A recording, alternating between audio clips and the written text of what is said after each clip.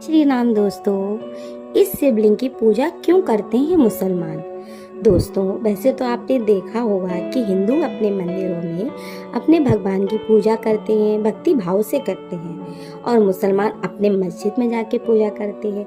लेकिन क्या आप जानते हैं कि भगवान शिव का एक ऐसा शिवलिंग ऐसा है जिसकी पूजा हिंदू भाई तो करते ही करते हैं, साथ में मुसलमान भाई भी करते हैं। पर सोचने वाली बात यह है कि महादेव ने उस शिवलिंग की पूजा आखिर मुसलमान भाई क्यों करते हैं? ऐसा क्यों है? सोचने वाली बात है। थोड़ा सुनकर आश्चर्यचकित भी हुए होंगे। दरअसल उत्तर प्रदेश के गोरखपुर जिले में लगभग 25 किलोमीटर दूर पर एक झारखंडेश्वर शिव नाम का मंदिर है। इस मंदिर में शिवलिंग पर एक कलमा गुदा हुआ है, जो कि मुसलमानों के लिए बहुत पवित्र माना जाता है।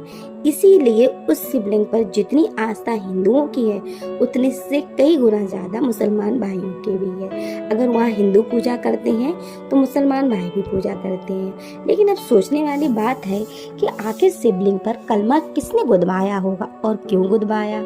तो आपको बता दें कि शिवलिंग स्वयंभू शिवलिंग है, यानी कि धरती से खुद निकला था।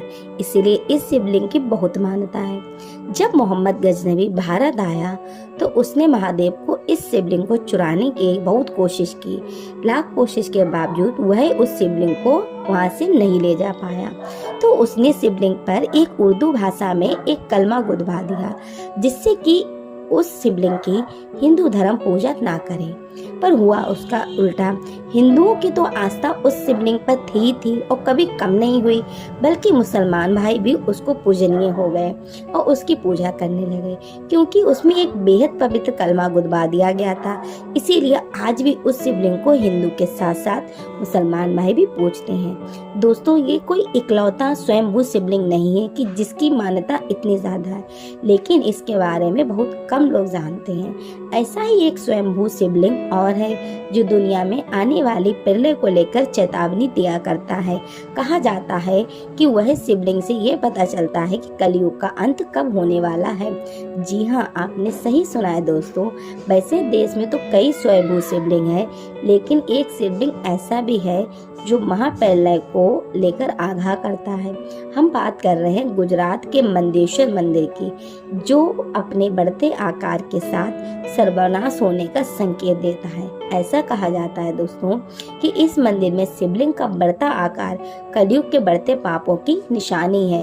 वो हमें बताता है कि कितने पाप कलयुग में बढ़ रहे हैं। इतना ही नहीं, मानता है कि जिस दिन ये शिवलिंग 8.5 फुट से ऊंचा होकर मंदिर की छत को छू लेगा, उस दिन कलयुग का अपने अंतिम चरण पर पहुंच जाएगा और इस दुनिया से कलयुग का अंत होगा। लेकिन क्या आप जानते हैं ये शिवलिंग छत तक कब पहुंचेगा और कैसे पहुंचेगा? तो आप जानने से पहले आप बता दें कि शिवलिंग का आकार चावल के दाने के बराबर धीरे धीरे बढ़ता है। इसकी बढ़ने की रफ्तार से देखकर ऐसा माना जाता है कि इसे अभी तक छत पहुंचने में कम से कम लाखों साल का समय तो लग ही जाएगा। इतना ही नहीं, इस मंदेश्वर शिवलिंग में एक और खास बात है।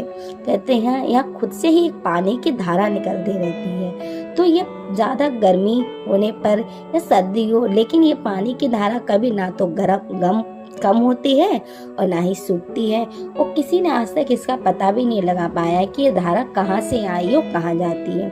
यानी कि गर्मी कितनी भी हो, पर इस पे धारा पे इसका कोई असर नहीं पड़ता है। हालांकि इस बारे में अभी तक किसी ने कोई सबूत ही नहीं मिला है और न जुटा पाया है। अगर यहाँ पे कलयुग खत्म होने की बात सुनकर आप डर रहे हैं तो डरे नहीं, क्योंकि आपसे और एक चौंकाने वाली बात का मैं खुलासा करने वाली हूँ। दोस्तों, इकलौता एक मंदिर ऐसा ही नहीं जो दुनिया को खत्म होने की निशानी बयां करता है। कहा जाता है कि उत्तराखंड के पिथौरागढ़ जिले में पाताल भुवनेश्वर गुफा नाम का एक मंदिर है, जिसके बारे में हमारे पुराणों में भी बताया गया है। मान्यताओं के अनुसार इस गुफा के गर्भ दुनिया के समाप्त होने का रहस्य छुपा है। पर सोचने वाली ये बात है कि आखिर ये कैसे संभव होगा।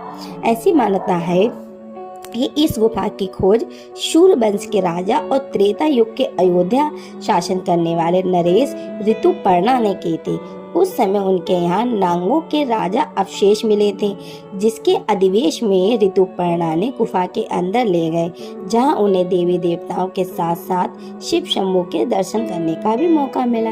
ऐसा माना जाता है कि दोस्तों भगवान भोलेनाथ खुद इस गुफा में रहते थे और सभी देवी देवताओं की उनकी अर्चना के लिए वहाँ आते थे।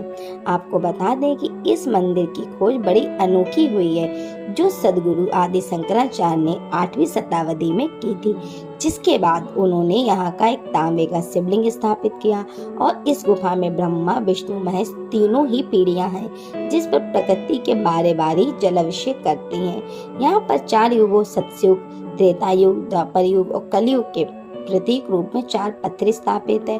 वही जो पत्थर कलयुग का प्रतीक है वो सबसे ऊंचा है, जबकि पहले 3 युगों का जो पत्थर है उसमें कोई बदलाव नहीं होता है। और वह जो कलयुग का पत्थर है वो धीरे धीरे बढ़ता जाता है। वहाँ पे भी ऐसी मान्यता है कि जब वह पत्थर ज़्यादा बढ़ जाएगा तो उसी समय कलयुग का नाश होगा। तो दोस्तों मेरी जानकारी आपको कैसी लगी? अगर अच्छी लगे तो प्लीज़ कमेंट बॉक्स में कमेंट करके ज़रूर बताइएगा कि मेरी स्टोरी आपको कैसी लगी। जय श्री राम दोस्तों, और मेरा वीडियो देखने के लिए आप लोगों का बहुत बहुत धन्यवाद।